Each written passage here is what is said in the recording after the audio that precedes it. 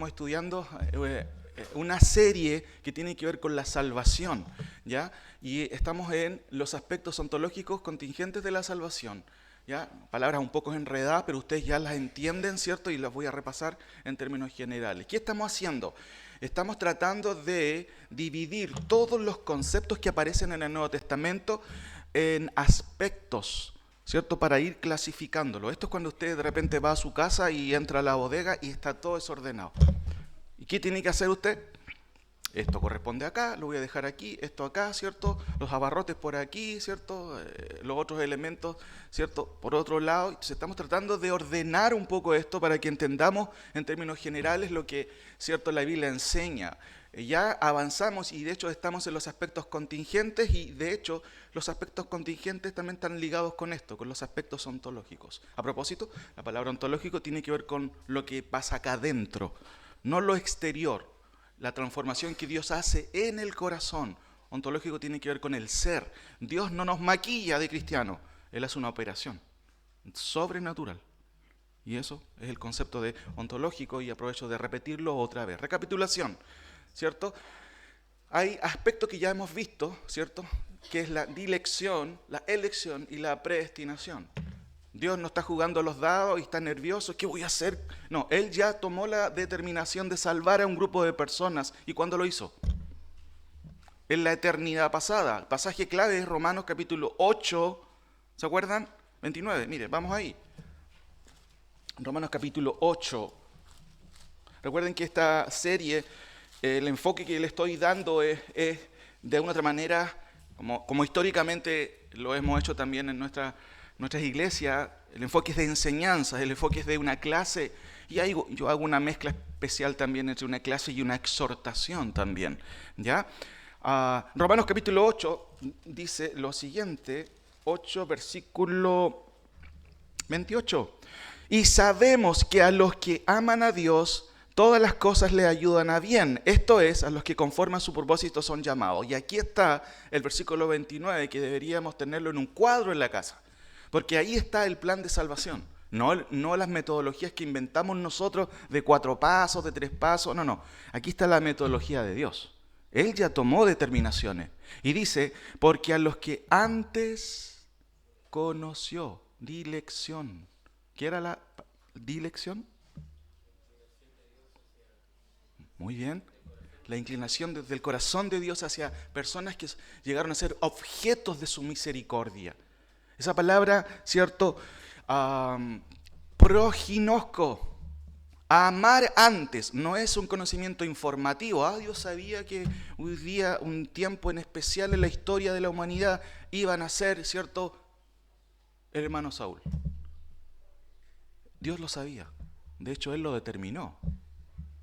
Y así, cada uno de quienes hemos nacido, ¿cierto?, y hemos sido objeto de su misericordia, no mereciéndolo, Dios, ¿cierto?, ya tomó esa decisión aún en la eternidad.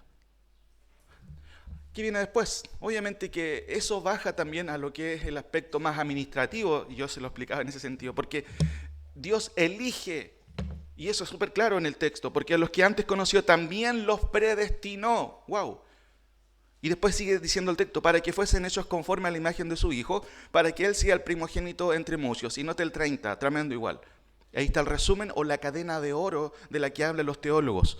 Dice, y a los que predestinó, a estos también llamó, y a los que llamó, a estos también justificó, y a los que justificó, a estos también glorificó. Miren todos los conceptos, todos son, en términos verbales, actos ya realizados por Dios. Técnicamente se llaman aoristos. En el español podría ser acciones perfectivas o que ya se realizaron. Y note, predestinó, ¿cierto? Llamó, justificó, glorificó. O sea, Dios ya ve al creyente glorificado. Entonces, si entendemos esto, hermanos, Él es el que toma la determinación. Por supuesto que nosotros también respondemos a eso y hoy día vamos a ver específicamente el arrepentimiento como parte también de esto. ¿Qué significa el arrepentimiento? Todos tenemos una idea de eso. Ahora, esto es lo que Dios hace en la eternidad, pero baja en algún momento a la realidad de la contingencia humana. En algún momento yo voy en la vida independientemente haya nacido en un hogar cristiano, y en mi caso siendo hijo de pastor, todo el tiempo escuchando la palabra de Dios, pero la Biblia nos enseña que la salvación no es por heredad. ¿Se acuerdan? Mas a todos los que le recibieron, a los que creen en su nombre, les dio potestad de ser hechos hijos de Dios, los cuales, el 13 hay que recalcarlo, no son engendrados. Y ahí hay una lista de poderes aparentes que son, diríamos, facultativos para poder llegar a ser algo o llegar a ser alguien, los cuales no son engendrados de carne ni de sangre, sino son procreados por Dios. Dios imparte la semilla de la nueva vida en el corazón de la persona. Y eso no depende de que yo levante la mano o que haga 50 oraciones del pecador. No. Y eso tiene que ver con la regeneración. La regeneración es la nueva vida y eso lo estamos viendo. Y eso lleva a la persona, por supuesto, a humillarse, a aceptar a Cristo, ¿cierto? A pedir misericordia y, por supuesto, a vivir una vida cristiana. Ahora, ¿cuáles son los signos vitales de la regeneración? Usted va al médico, lo primero que le hacen para poder hacerle un tratamiento es ver si está vivo. Eso es importante. Signos vitales, temperatura, pulso y otras cosas más. Los signos vitales de la regeneración son dos aspectos generales, elementos subjetivos y elementos objetivos. Los elementos subjetivos, ustedes ya lo saben. ¿Cuáles son? Muy bien, escucho ahí medio en coro. Muy bien, fe y arrepentimiento. Esas son las evidencias de que tienes latidos espiritualmente hablando. ¡Wow! Esta persona cree. ¡Qué interesante! Y además se ha arrepentido y sigue arrepintiéndose. Ok, sí, hay vida espiritual. Hay personas que jamás, hermanos, se arrepienten. O tienen una fe totalmente espuria o ambivalente o fluctuante todo el tiempo. Bueno, eso no es la evidencia de la regeneración. Pero también hay elementos objetivos que no vamos a estudiar ahora, que revelan que lo que me pasa aquí adentro, porque la fe surge aquí, en mi foro interno. Yo paso por crisis y digo, wow, y creo en Cristo, ¿cierto? Y eso tiene que ver con lo que pasa acá adentro. El arrepentimiento también surge de mi corazón. Surge acá, internamente, pero eso se exterioriza. Y esa es la evidencia de estos dos aspectos, que son la conversión y la santificación. O sea, si tú dices que eres creyente, que has creído en Cristo, entonces tiene que verse en estos aspectos, en que tu vida cambia de dirección, ya no eres el mismo. No puedes decir que eres creyente y haces lo mismo que un incrédulo. Eso revelaría que nunca has conocido al Señor. Y de hecho, la santificación también nos impulsa a querer ser santos. Dios dice, sed santos porque yo soy santo. Y Pedro recuerda ese concepto del Antiguo Testamento diciéndolo, sed santos en toda vuestra manera de vivir. Incluso en los negocios, pastor, sí, por supuesto, en todas las áreas de la vida. Avanzamos, esta es una recapitulación hasta aquí, pero quiero avanzar, ¿cierto?, con respecto a entendiendo lo que es el arrepentimiento, el significado y su implicancia. Y esta reflexión, esta explicación, este sermón, hermanos, esta clase también, la quiero dividir en tres. Vamos a ver desde el punto de vista del uso del Nuevo Testamento, de la palabra, cómo es que el Nuevo Testamento usa la palabra arrepentimiento. Segundo, desde el punto de vista de su significado. Eso es muy importante. Claramente necesitamos entender qué significa. Todos tenemos una idea general. Y tercero, desde el punto de vista del relato del Nuevo Testamento. Pero este punto no lo vamos a ver hoy.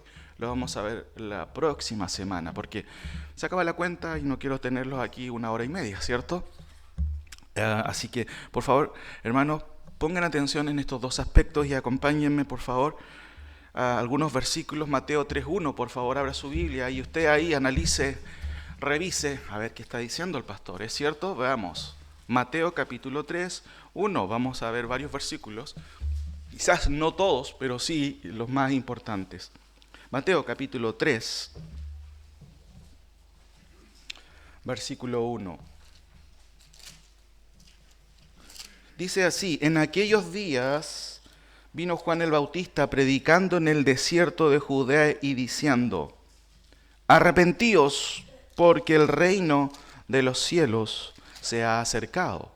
No el reino en sí, hermanos, ¿ya? Sino el rey, ¿cierto? Estaba presente y ese era uno de los llamados que hacía Juan el Bautista, que era precursor de Cristo. En aquellos días vino Juan el Bautista predicando en el desierto de Judea y diciendo, arrepentíos. Acompáñenme a Marcos, por favor. Marcos capítulo 1, versículo 14. Marcos capítulo 1, versículo 14, que es el paralelo sinóptico de Mateo. Marcos capítulo 1, versículo 14 y 15. Ahí tenemos, ¿cierto? Mateo 3.1, y hay otros pasajes que usted puede ir comparando, porque este es un llamado no solo a judíos, sino a gentiles también. Marcos capítulo 1, versículo 14, después que Juan fue encarcelado, ahí avanza un poquito la historia, Jesús vino a Galilea, noten, predicando el evangelio del reino de Dios y diciendo, el tiempo se ha cumplido y el reino de Dios se ha acercado. Y ahí está el llamado. Acéptenme en su corazón, ¿cierto? No dice eso, dice, arrepentíos, ¿y qué más? Y creed en el evangelio. Interesante, estas dos palabras son imperativos. ¿Y qué es un imperativo? Es un mandato. Y está en presente continuo. ¿Cuál es la idea? De aquí en adelante pasen todo el tiempo creyendo. Y pasen todo el tiempo arrepintiéndose. No nos arrepentimos una sola vez. Es una actitud constante. Y eso es lo que está incluyendo el término. Hechos 2, por favor. Hechos 2.38. Hechos 2.38. Tanto Mateo 3.1 como Marcos 1, ¿cierto?, dejan ver que el llamado al arrepentimiento era global. Incluía judíos como gentiles. ¿Por qué digo esto? Porque hay ciertos teólogos que dicen que la salvación está condicionada solamente a la fe. Y se ve en algunos autores, algunos teólogos antiguos, y no quiero mencionar, ¿cierto?, ese aspecto de la exposición para no enredarle. Quiero ir al texto simplemente y darnos cuenta. No, el arrepentimiento incluye el llamado para todos, tanto judíos como gentiles. Aquí ocurre algo especial en el 2.38. Aquí claramente el contexto está hablando a judíos. Pero les dijo, arrepentíos y bautícese cada uno de vosotros en el nombre de Jesucristo para perdón de los pecados y recibiréis el don del Espíritu Santo. Sáltense a Hechos 3.19, por favor. Hechos 3.19.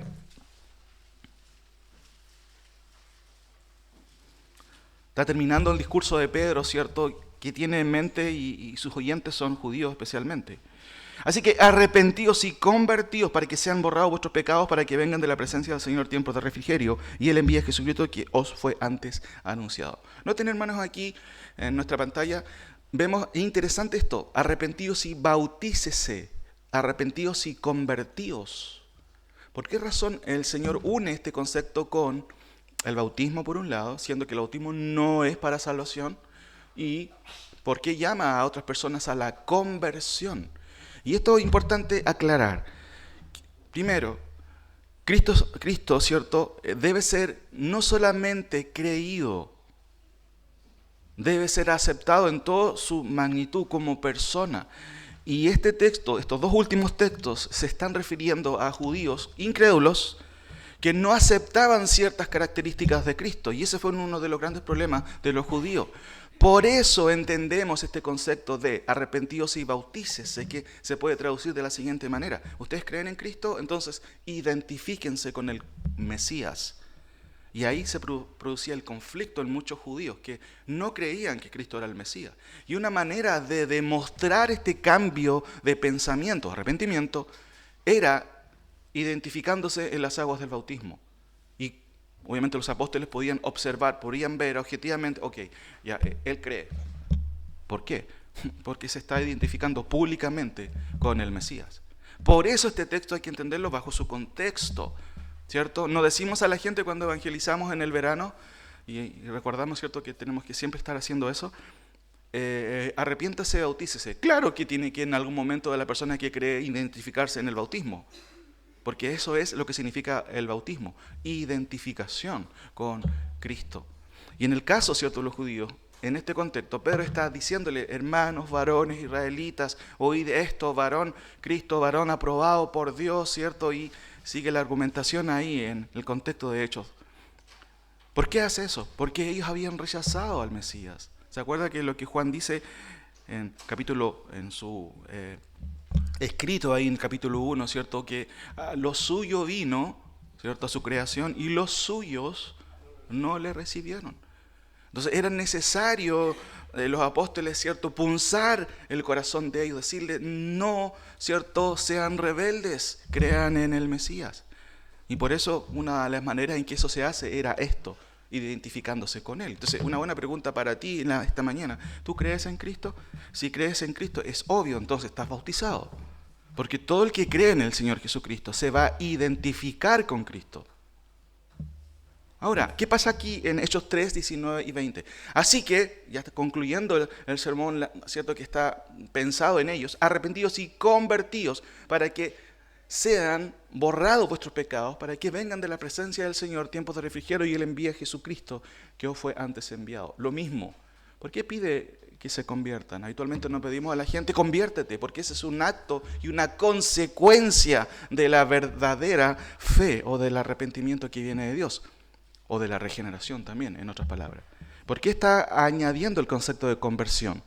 Porque, nuevamente, la manera en que tú demuestras que realmente te has arrepentido son los hechos, no las intenciones. No, sí, yo creo en Cristo, pero tus hechos no muestran eso. Y la conversión, de hecho, lo vamos a estudiar después por separado, es un término interesante, es un término sinestético.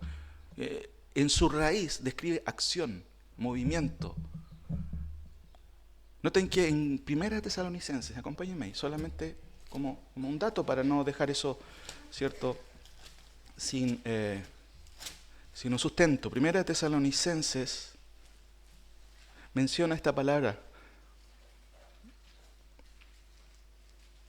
1 Tesalonicenses capítulo 1, el apóstol Pablo ahí desde el versículo 2 en adelante está muy contento. Dice, damos gracias a Dios, ¿cierto?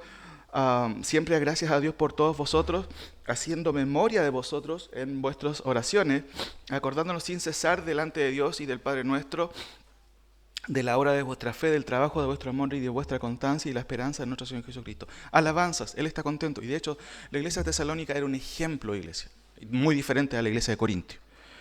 Ahora, note usted en el versículo 6, y vosotros vinisteis a ser imitadores de nosotros y del Señor, recibiendo la palabra en medio de gran tribulación, con gozo en el Espíritu, de tal manera que habéis sido ejemplos a todos los de Macedonia que han creído, porque partiendo de vosotros ha sido divulgada la palabra del Señor, no solo en Macedonia, ¿cierto?, sino también en Acaya, también en todo lugar vuestra fe en Dios se ha extendido, de modo que nosotros no tenemos necesidad de hablar nada, porque ellos mismos, las personas que observaban, que no eran parte de la iglesia, cuentan de nosotros la manera en que os los recibisteis, y cómo os, note, convertisteis.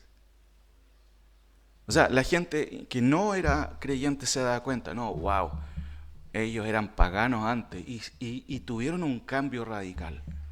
Vamos a estudiar eso después, ¿ya? Pero hasta aquí estamos viendo que el arrepentimiento es un llamado explícito de las Escrituras para todos, para judíos como para gentiles. En este contexto, las fórmulas de arrepentimiento y bautizarse tienen su explicación en su contexto, porque está refiriéndose a judíos. Y de hecho, parte de las sectas es distorsionar las Escrituras. Hay un movimiento en el día de hoy, aún existe, que se llaman los solo Jesús. Y ellos no aceptan al Padre ni al Espíritu Santo basado en interpretaciones erróneas del texto. Y uno de ellos es justamente este versículo de Hechos 2:38. Ellos no usan la fórmula bautismal trinitaria que aparece en Mateo 28, cuando Él ordena a sus discípulos bautizar a todos en el nombre del Padre, del Hijo, del Espíritu Santo. ¿Por qué? Porque ellos dicen, no, Hechos dice que debemos bautizarnos en el nombre de Cristo solamente. Una distorsión del texto por no entender el contexto. Avanzamos, hermanos. Vayan a Hechos 17, por favor. Hechos 17, versículo 30. Hechos 17, versículo 30.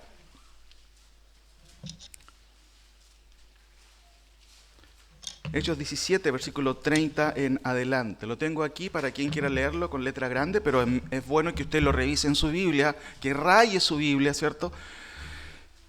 Eso es importante hacer. Pero Dios, después que Pablo termina, ¿cierto?, su discurso ahí en Atenas, una ciudad griega, dice, habiendo pasado por alto los tiempos de esta ignorancia, ahora manda. No dice el texto que ruega, dice manda. ¿Y qué significa eso? ¿Un sinónimo para mandar? Es una orden. Manda a todos los hombres en un solo lugar. En todo lugar, ¿a qué cosa? A que se arrepientan. Y esto es muy importante, hermanos. El arrepentimiento claramente es una exigencia del Evangelio.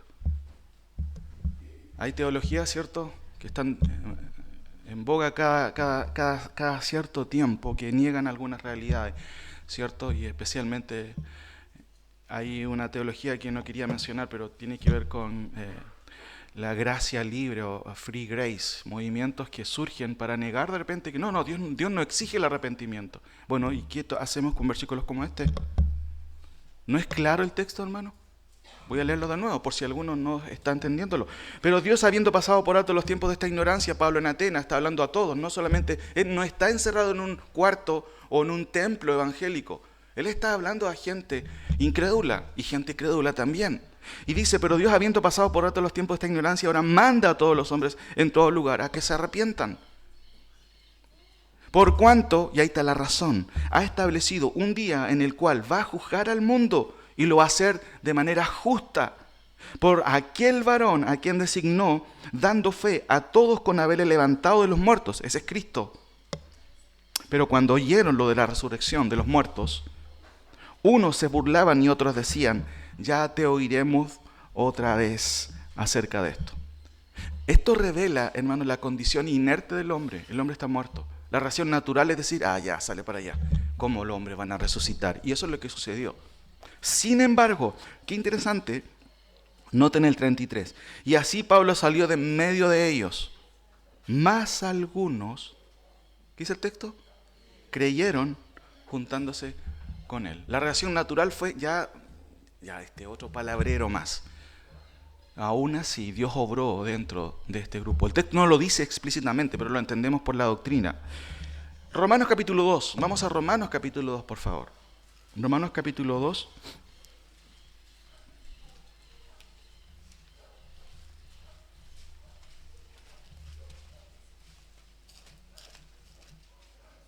Después de que Pablo expone el tremendo argumento en el capítulo 1 del versículo 18, ¿cierto?, en donde condena a todos los hombres, a todos, por haber, ¿cierto?, abandonado, por haber cambiado la gloria de Dios, por haber cambiado la verdad de Dios, por haber cambiado, ¿cierto?, incluso el uso natural de los cuerpos, y tiene que ver todo eso con el homosexualismo. Dios, ¿cierto?, los entrega justamente a esos pecados. Después de decir eso, Pablo empieza en el 2 diciendo, por lo cual eres inexcusable. ¿Qué es la palabra inexcusable? ¿Qué significa? No tienes ninguna excusa. Ninguna. Y sigue diciendo Pablo, oh hombre, quien quiera que seas tú que juzgas, pues en lo que juzgas a otro te condenas a ti mismo, porque tú que juzgas finalmente haces lo mismo. Eso es hipocresía, es doble moral. Mas sabemos que el juicio de Dios contra los que practican tales cosas es según verdad. Y piensas esto, hombre, tú que juzgas a los que tal hacen y haces lo mismo, que no escaparás del juicio de Dios.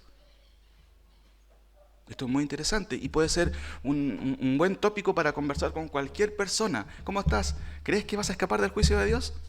¿Se imagina conversando así con la gente? Pero eso es lo que dice la palabra del Señor. El hombre está errado, está equivocado. Por eso el texto dice, ¿y tú piensas que Dios va a pasar por alto tu pecado? Eso es lo que está haciendo Pablo. Sigue diciendo, o menosprecias las riquezas de su benignidad, paciencia y longanimidad, ignorando que tu benignidad te guía al arrepentimiento. Como decía un predicador, ¿cierto?, americano, apellido Bauman, él decía, Dios es misericordioso, enteramente misericordioso. Porque si Él supiera lo que pensé anoche, yo no tendría que haber despertado hoy día en la mañana.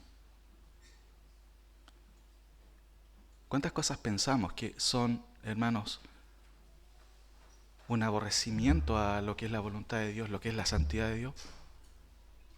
Aún estando a veces en el templo, pensamos cosas que no agradan a Dios. ¿Por qué Dios es misericordioso? Su santidad es tremenda, deberíamos ser pulverizados.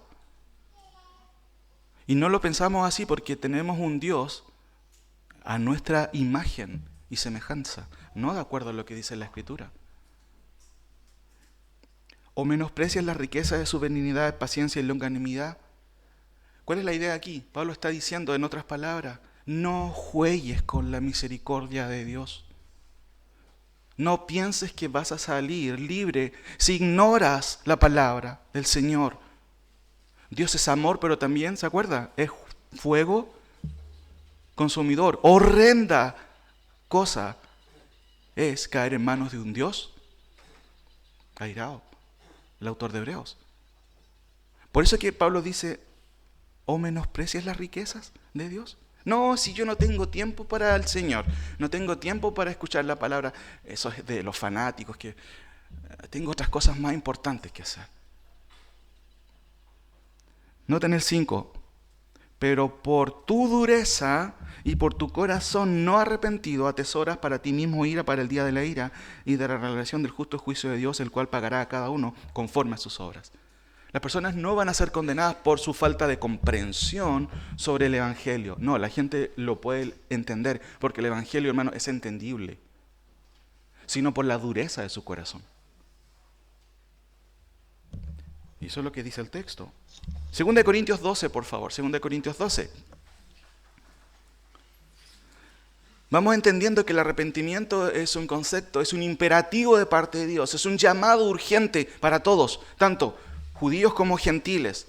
Pero también es muy interesante que aún la iglesia es confrontada a arrepentirse. Y Pablo está escribiendo a los Corintios y noten lo que dice, para que no pensemos, no, pastor, yo me arrepentí el año 80, así que no necesito más arrepentimiento. Error. Necesitas arrepentirte todos los días. Y noten este texto, la tristeza de Pablo, noten. Pues me temo, ¿cierto? Y aquí voy a avanzar aquí, dejándolo si quieren leerlo también. Ahí está nuestro versículo. Me pasé, ahí está. Pues me temo que cuando llegue a verlos, no os halle tales como quiero, y yo sea hallado de vosotros cual no queréis. ¿Qué es lo que está diciendo Pablo? Chuta, está la crema en nuestra iglesia. Ojalá que no venga Pablo, porque si no, sigue diciendo Pablo. Que haya entre vosotros contiendas, son peleas, envidias, iras, divisiones, maledicencias, murmuraciones, soberbias y desórdenes. Que cuando vuelva me humille a Dios entre vosotros y quizás tenga que llorar por muchos de los que antes han pecado y no se han arrepentido de la inmundicia y fornicación y lascivia que han cometido. Hermanos, Pablo está escribiendo a una iglesia. No estoy diciendo que la iglesia era una iglesia, digámoslo así, falsa. Habían problemas de pecado graves ahí. Si uno lee la primera epístola, uno va a darse cuenta que había inmoralidad sexual, habían envidias, habían disensiones, habían iras. Y eso a veces tristemente, hermanos, existe en ciertos corazones. Y note el sufrimiento de Pablo. Dice que cuando vuelva me humille Dios entre vosotros y quizás tenga que llorar por muchos de los que han pecado y no se han arrepentido. Por eso, hermanos, si hay contiendas en su corazón, iras, divisiones, eso es pecado ante los ojos de Dios. Y la solución no es psicología, es arrepentimiento.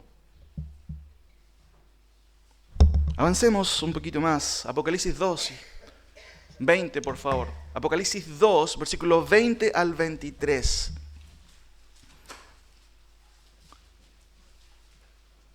Cristo es el que está enviando epístolas a las diferentes iglesias en Asia, ¿cierto? Y en este contexto también escribe lo siguiente a una de estas iglesias.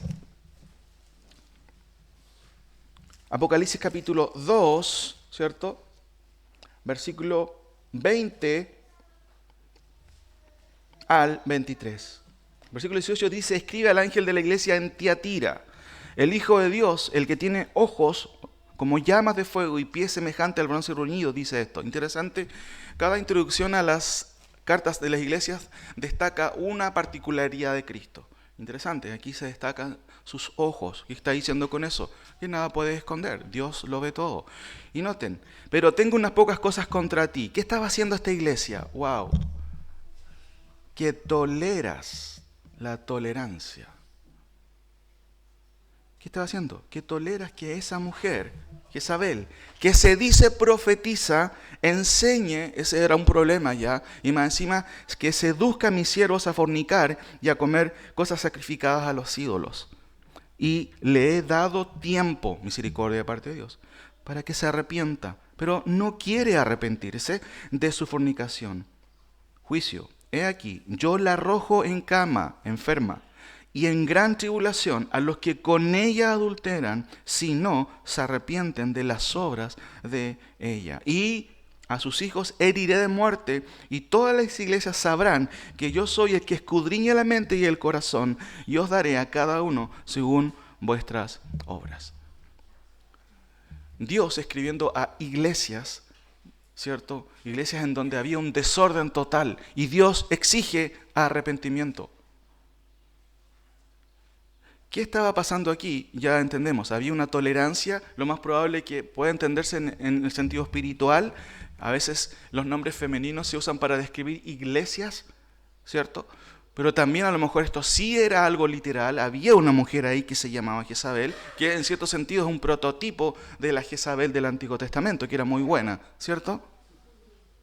Esposa de Acab, ¿se acuerdan? Y dice, y le he dado tiempo para que se arrepienta. El punto es, sea esto que haya existido una mujer literal, una segunda Jezabel, o en el sentido espiritual, que la iglesia estaba, ¿cierto?, entrando en un feminismo radical, como vemos en el día de hoy. El punto es, arrepiéntense, ordenen las cosas. Y hermano, el Señor pide eso a la iglesia, incluso nosotros. Si nosotros pecamos delante del Señor, nosotros necesitamos arrepentirnos. Pastor, pero si yo me arrepentí cuando acepté al Señor.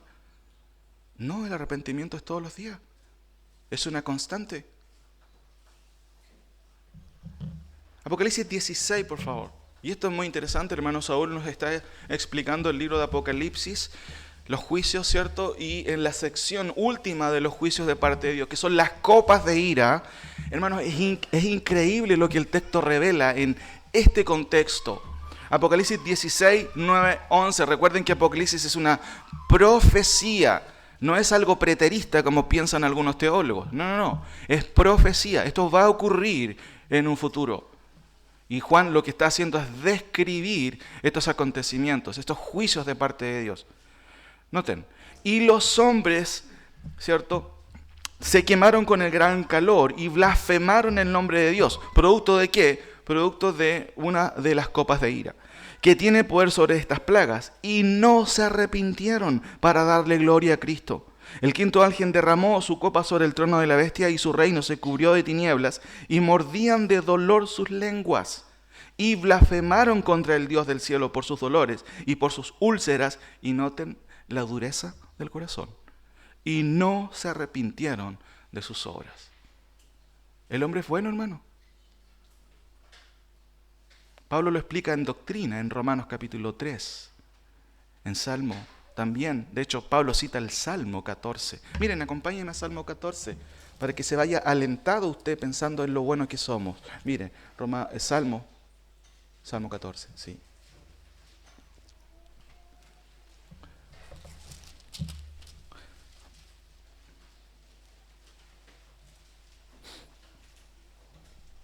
Salmo 14, y de hecho, hermanos, este salmo se repite también en el 53. Esto para que pensemos en el campeón que hay en usted, ¿cierto? Mire, versículo 14, dice el necio en su corazón, no hay Dios. Se han corrompido, hacen obras abominables, no hay quien haga el bien. Jehová miró desde los cielos sobre los hijos de los hombres para ver si había siquiera uno que entienda y que busque a Dios. 3. Todos se desviaron, a una se han corrompido. No hay quien haga lo bueno, no hay ni siquiera uno. Saben, hermanos, que esto se repite en el Salmo 53, y de hecho este es el argumento que usa Pablo en Romanos capítulo 3 para decir, ¿saben qué? Todos están bajo el juicio de Dios, porque no hay ni uno que busque a Dios.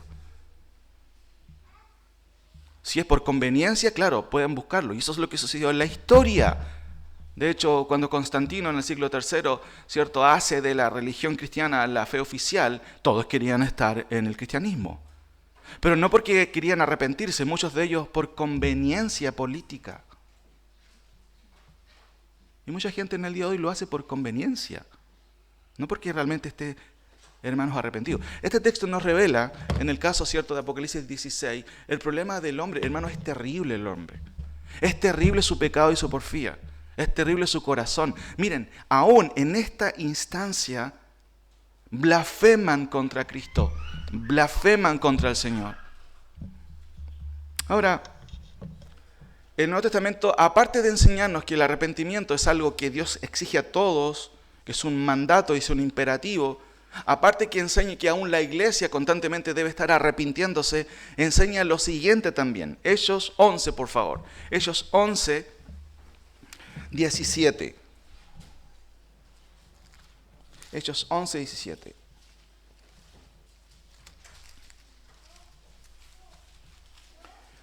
Hechos 11, 17 y 18. ¿Cuál es el contexto? Pedro, recuerden que fue llevado por el Señor a predicar a la casa de Cornelio, ¿cierto?, que era romano. Y los judíos estaban súper problemados, pero ¿cómo es posible que hayan entrado a la casa de incircuncisos como la casa de Cornelio? Y Pedro tiene que explicar, corregir el pensamiento, llamar al arrepentimiento, claramente, a las personas.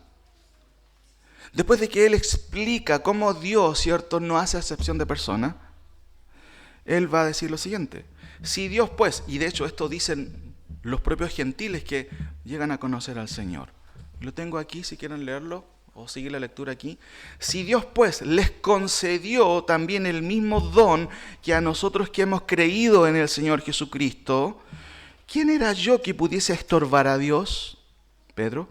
Entonces, oídas estas cosas, callaron los gentiles y glorificaron a Dios diciendo, wow, de manera que también a los gentiles ha dado Dios, ¿qué cosa? Pregunta, ¿de dónde viene el arrepentimiento? ¿Es una exigencia para los hombres? Claramente. ¿Viene del libre albedrío? ¿De dónde viene? Es un don, hermanos de Dios. Y aquí lo están reconociendo. Lucas, ¿cierto?, que es el que hace el reporte del libro de Hechos, está recalcando, miren la alabanza, de manera que también a los gentiles ha dado Dios arrepentimiento para vida. ¡Wow! Espectacular. Tremendo, hermanos, tremendo. Ahora, acompáñenme a 2 de Timoteo, por favor, 2. 2 de Timoteo 2, 24 y 26. También un pasaje muy interesante y paralelo también al último.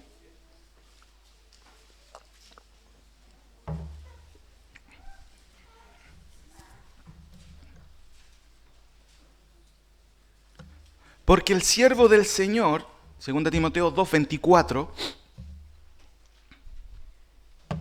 ahí está, si quieren leerlo también en la pantalla. Porque el siervo del Señor no debe ser peleador, eso significa la palabra contencioso, sino amable como Marcos Morales, ¿cierto? O como el pastor Soto. Qué terrible, hermano. Que estos hombres ya se llamen pastores y sean una vergüenza, y tristemente la televisión, ¿qué es lo que hace? Usted conoce a los que acabo de mencionar. Yo no entiendo, ¿acaso no entienden lo que dice este texto? Dice, porque el siervo del Señor no debe ser contencioso. ¿Y qué es lo que hacen ellos? Y la televisión es experta para humillar, por supuesto, a los evangélicos. Porque el siervo del Señor no debe ser contencioso, sino amable como un político. El otro día iba a la plaza y me saludó un personaje conocido acá. ¿Cómo está? Me dijo. Wow, yo quedé sorprendido. Tremendo, tremendo. Porque el siervo del Señor no debe ser contencioso, sino amable para con todos. Miren, apto para enseñar. Apto para enseñar. Sufrido. Que con mansedumbre. Ay, ¿qué cuesta esto, hermano? Que con mansedumbre. Porque uno ve tantas cosas que a veces... Que con mansedumbre corrija a los que se oponen. Me gustaría hacer este ejercicio muchas veces de cuando corregimos a ciertos hermanos, cambiar los roles.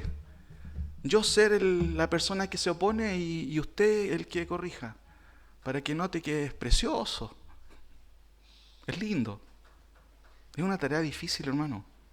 Miren, pero no quiero perderme del foco de lo que el texto, la esencia de la enseñanza de este texto, porque el siervo del Señor no debe ser contencioso, sino amable para con todos, apto para enseñar, sufrido, que con mansedumbre corrija a los que se oponen. Mire, esto es interesante, la condicionante, por si quizás Dios les conceda, ¿qué cosa?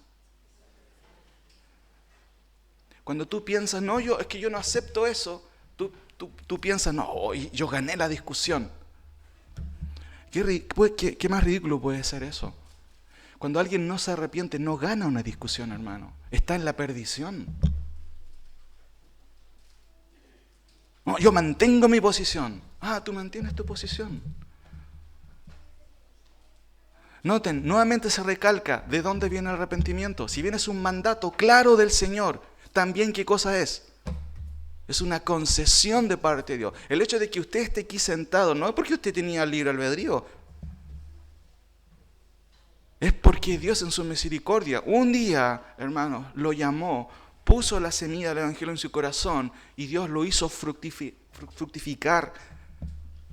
Por eso si hay un atisbo de arrepentimiento continuo es porque Dios en su misericordia lo ha querido así. Paralelamente en que debemos arrepentirnos todo el tiempo. Por ejemplo, ¿cómo respondí a los hijos, por ejemplo? ¿Cómo respondiste a tus padres esta semana? ¿Le gritaste a tus padres? ¿Discutiste con ellos? Tú tenías la razón, por supuesto, ¿cierto? Porque eres más sabio que tus padres. Tus padres no entienden, ¿cierto? Son de otro planeta, parece. Bueno, si eres creyente vas a tener que arrepentirte y pedir perdón. Papá, mamá, discúlpame, perdóname, por favor. Actué mal. Lo mismo, esposos y esposas. ¿Cómo está la situación? ¿Cómo están las discusiones a veces, cierto? ¿Te arrepientes de eso o mantienes tu posición? A veces el orgullo, hermano, ciega y aparentemente, no, sí, qué bueno, yo tengo la razón. Que con mansedumbre corrijan los que se oponen, por si quizás Dios les conceda que se arrepientan. El hombre es responsable y debe arrepentirse, pero el otro lado de la moneda es que siempre el arrepentimiento es una obra de Dios en el corazón, hermano. Ahora, avanzo al segundo punto. Son 2 puntos esta mañana generales. El uso que hace el Nuevo Testamento, ya lo vimos, varios versículos, no tomamos todos, pero en términos generales vimos bastantes. Ahora, desde el punto de vista de su significado, busquen por favor Mateo 27:3, y aquí avanzo en el segundo punto. Mateo 27:3, y esto puede confundir a muchos, ¿cierto?, por lo que dice este texto. Pero aquí vamos entendiendo ahora el significado. Uno podría haber empezado al revés, pero me pareció interesante primero hacer un sondeo de cómo el Nuevo Testamento usa el término arrepentimiento. Y en general estamos bastante claros qué es lo que implica, y al final voy a hacer algunas conclusiones también de ello. Mateo 27:3 confunde a muchas personas porque uno puede preguntar, bueno, ¿Judas fue salvo o no? Judas Iscariote, ¿finalmente fue salvo? Y ahí todavía discuten muchos. No, sí es salvo porque él se arrepintió. ¿No dice Mateo 27:3 lo siguiente? Y ustedes lo tienen ahí, lo pueden leer. Entonces Judas, el que había entregado, viendo que era condenado, o el que le había entregado, devolvió arrepentido las 30 piezas de plata a los principales sacerdotes y los ancianos. Pregunta, ¿se arrepintió Judas? ¿Y qué dice el texto? Bueno, ¿se arrepintió o no se arrepintió? ¿Ah? Sí, se arrepintió, pero dice se arrepintió del acto. Por eso entregó las monedas. ¿Sí? El texto dice que sí. Pero miren, déjenme mostrarle otro para ponerle en aprieto. Miren lo que dice esta versión. Judas, el que había traicionado a Jesús al ver que lo habían condenado, tuvo remordimientos y devolvió las 30 monedas de plata a los jefes de los sacerdotes y los ancianos.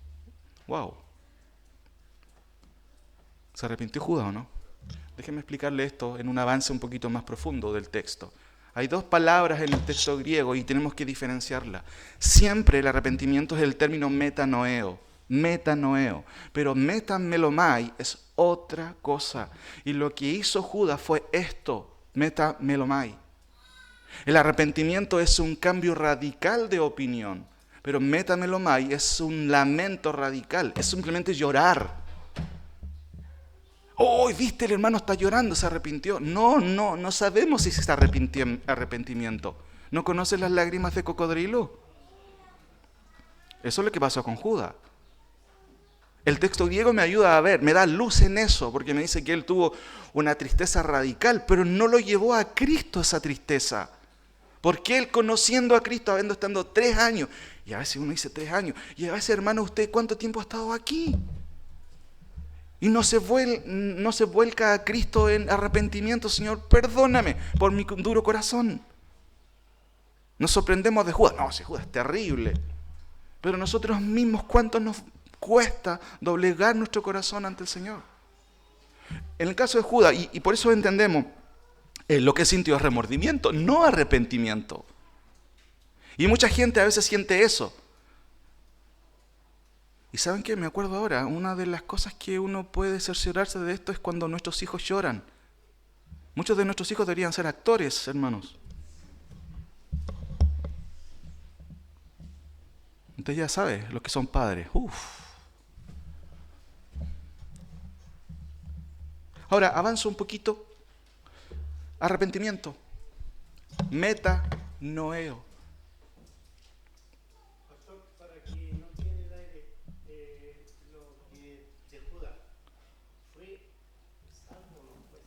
No, la Biblia no da los argumentos para eso. De hecho, él, en vez de ir a la cruz, ¿qué hizo? Fue y se ahorcó. Claro, pero ahí entramos en otro tema. El punto básicamente ahí de la argumentación es que él conocía que Cristo podía perdonarlo. Pero no, ¿qué tenía que haber hecho? Señor, perdóname. ¿Saben que Pedro hizo algo parecido? ¿Qué hizo Pedro? Negó al Señor. Él lloró amargamente. Pero la actitud de Pedro fue diferente a la de Judas, en el sentido que él no reconoció finalmente que Cristo podía perdonarlo. Y a veces eso es solamente orgullo.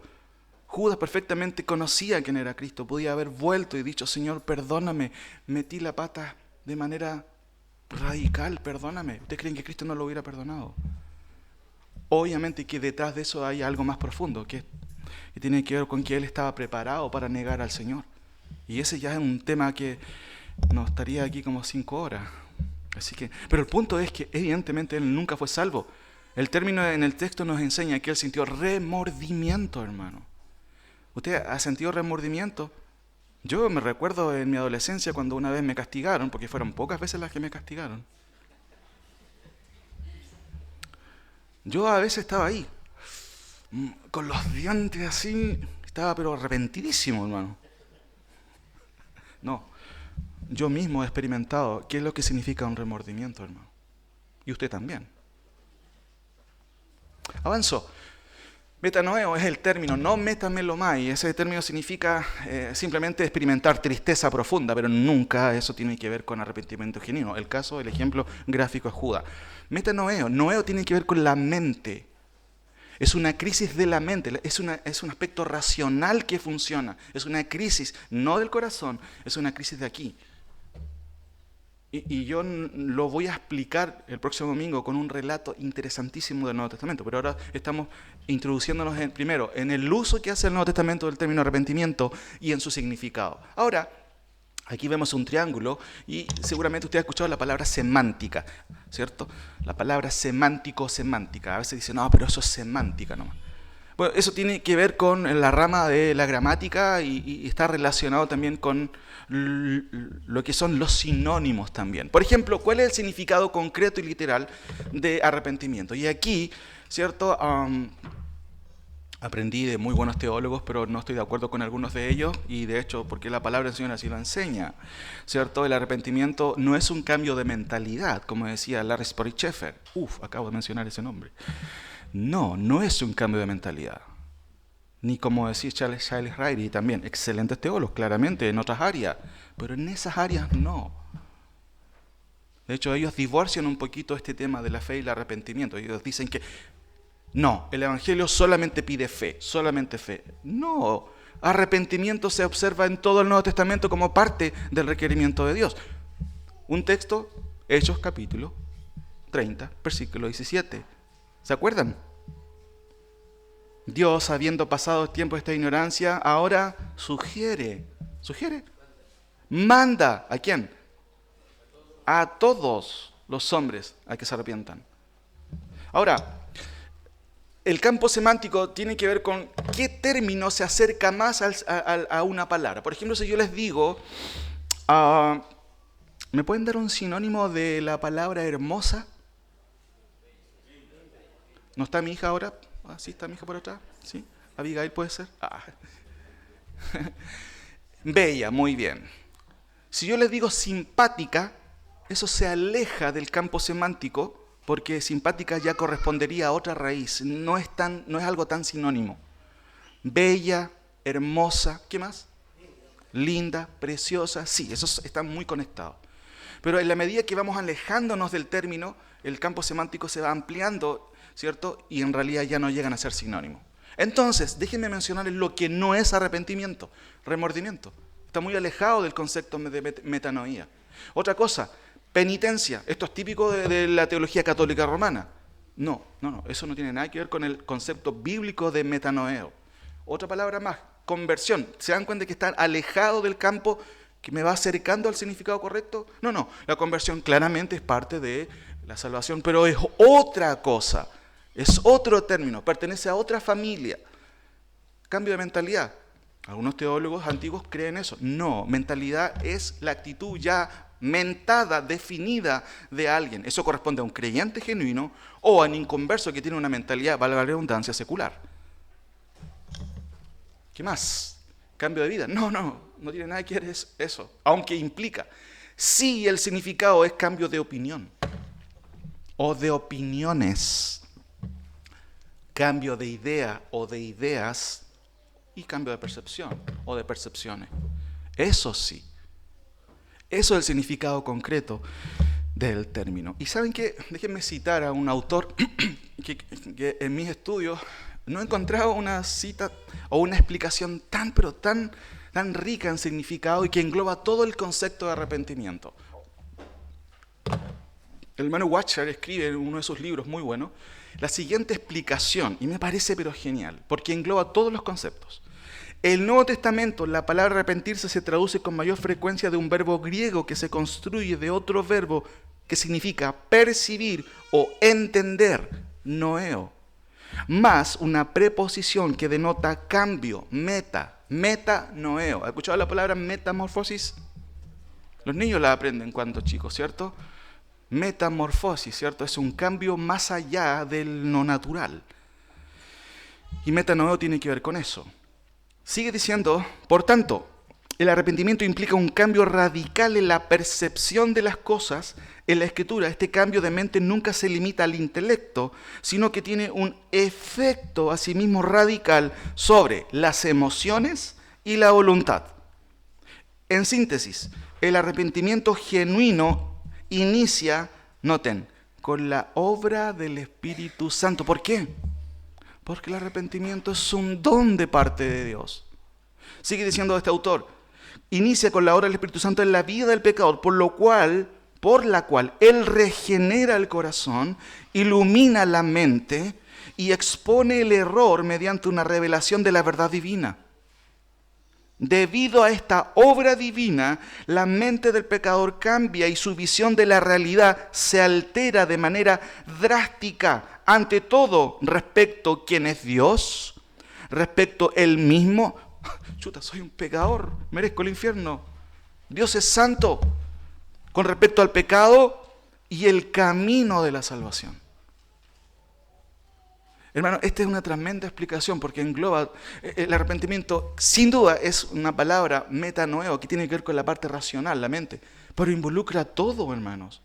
Las emociones, altera toda mi vida. Ahora, conclusiones y aplicaciones. Tengo 8 conclusiones. Primero, ¿muchas? Bueno, esto nos ayuda un poco a entender. El próximo domingo, si Dios lo permite, quiero enseñar cómo la Biblia muestra esto en un ejemplo. ¿Saben que el relato del hijo pródigo es muy, muy gráfico en ese sentido? No les quiero adelantar esa información, pero para que lo vayan pensando y si quieren leer ese relato, léanlo. El hijo pródigo. Bueno, vamos con las conclusiones. El arrepentimiento no es algo añadido al requerimiento de la fe en Cristo, es de hecho el aspecto crítico que acompaña a la fe. Fe y arrepentimiento es algo que Dios pide a todos. Segundo, el arrepentimiento supone algo que es intrínseco en todo hombre natural y es el hecho de que el hombre está equivocado. Hermanos, si Dios nos exigiera a todos los hombres que se arrepintieran, daría por sentado que el hombre no está pecado o no es pecador. De hecho, si usted es creyente y entiende bien el cristianismo, cuando converse la próxima vez con alguien que no conoce a Dios, dígale al tiro, está equivocado. Interesante conversación. Sí, pues hermano, el hombre está equivocado. Por eso se le pide que cambie de qué? De opinión, de idea con respecto a quién es Él, quién es Dios. Dios no es un Dios de juguete. ¿Y cuál es la concepción que tiene el mundo acerca de Dios? Un diosecito, un viejito que no ve, que casi pierde la vista. Esa es la manera en que la gente piensa. El hombre está equivocado, hermanos, y la tarea nuestra es ser fiscales del Señor en el Evangelio. Estás equivocado, necesitas arrepentirte. No es, Dios tiene un plan maravilloso para tu vida. Tercero, el arrepentimiento es un término que apunta a la mente, a la parte racional, pero aunque requiere un cambio de opinión, involucra el corazón y la acción. Alguien que de verdad se arrepiente no solo cambia sus opiniones, sino también la dirección de su vida, lo cual es finalmente una evidencia de un verdadero arrepentimiento. ¿Te has arrepentido? No lo andes publicando. Tus hechos van a mostrar que sí te arrepentiste de verdad. No, es que tienes una teología espectacular. No importa eso. Cuarto, el arrepentimiento no es una sugerencia, es un mandato de Dios a todos los hombres y en todo lugar. Y aunque el hombre natural no tiene la capacidad de hacerlo, Dios lo ordena. No hay contradicción en esto, porque aunque el hombre no es capaz de responder, sí es responsable de sus opiniones y de sus actos. Nadie está obligado a estar haciendo cosas, ¿cierto?, en esta vida que van en contra de Dios. La gente lo hace porque lo quiere. Quinto, el arrepentimiento, hermanos, no es algo que se hace una vez en la vida. El Nuevo Testamento presenta la fe como el arrepentimiento como mandatos, pero también como requerimientos continuos, incluso a los creyentes. Debemos arrepentirnos, hermanos, todos los días. Sexto, una de las razones del juicio eterno para los incrédulos en el juicio final no será la falta de comprensión acerca de Cristo y la voluntad de Dios revelada. Es que es tan indescifrable el Evangelio. No, el Evangelio es súper claro, hermanos.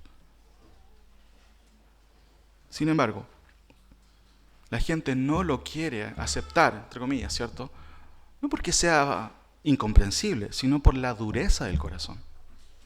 Vuelvo a repetir, una de las razones del juicio eterno para los incrédulos en el juicio final no será la falta de comprensión acerca de Cristo y la voluntad de Dios revelada, sino la soberbia del hombre, la rebeldía de su mente y corazón.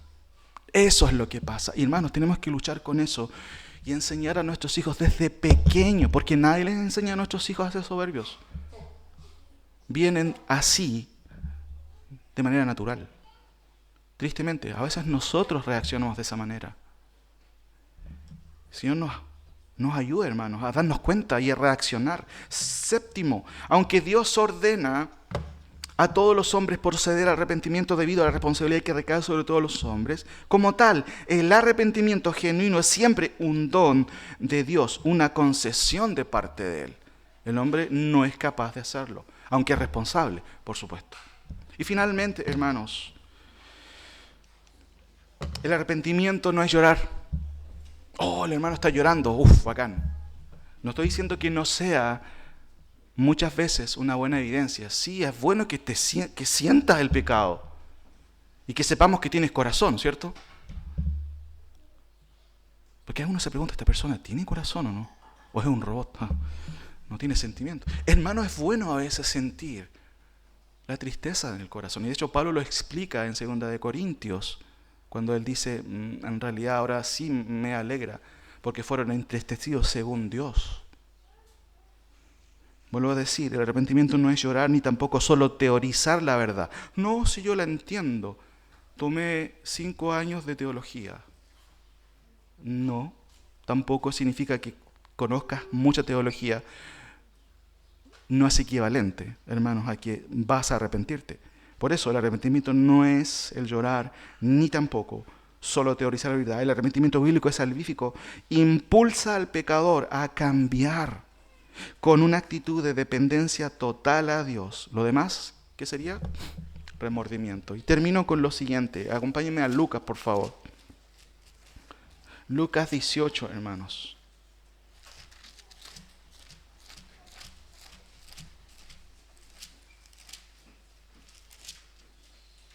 Lucas 18, 9.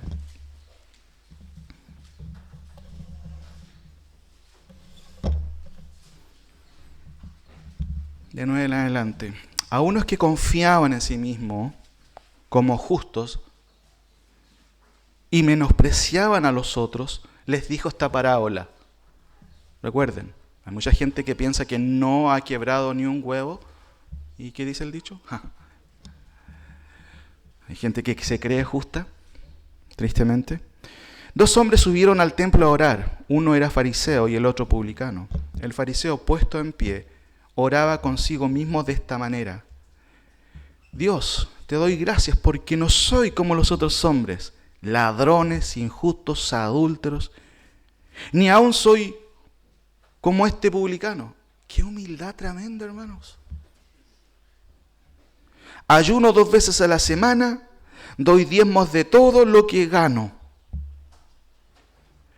Mas el publicano, estando lejos, no quería ni aún alzar sus ojos al cielo, sino que se golpeaba el pecho diciendo: Dios, por favor, sé propicio a mi pecador. Conclusión, versículo 14.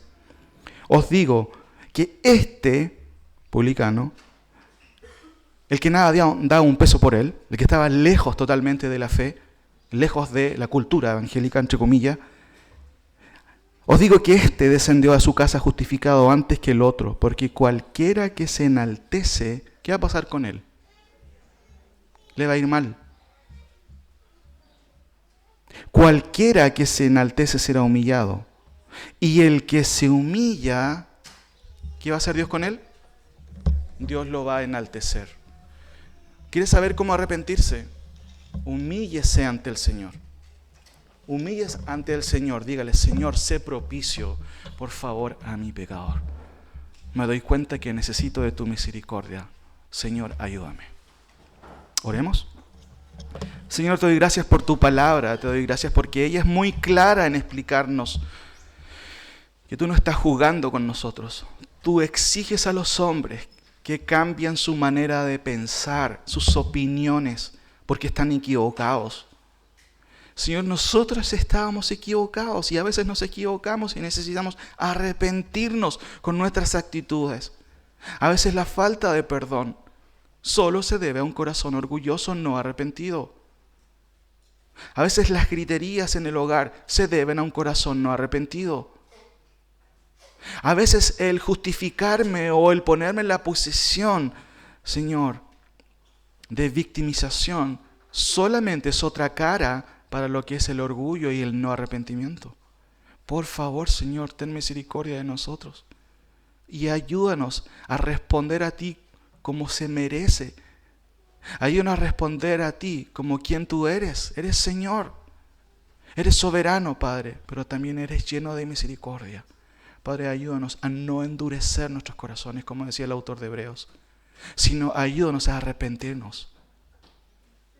Gracias, Señor, por tu palabra, porque ella nos ilumina, pero por sobre todo gracias al poder del Espíritu Santo, como decía esta cita, que justamente abre nuestro corazón, ilumina nuestra mente y hace un cambio radical de percepción en nuestra vida, que lleva a nuestra vida a hacer cambios radicales. Señor, que tu palabra, que tu obra, ¿cierto?, se produzca en nosotros diariamente. Y si hay alguien que no te conoce o está jugando contigo, por favor, Señor, ten misericordia. Salva a quien, Señor, a veces a lo mejor no está respondiendo de manera correcta. Muchas gracias, Señor. En el nombre de Jesús. Amén.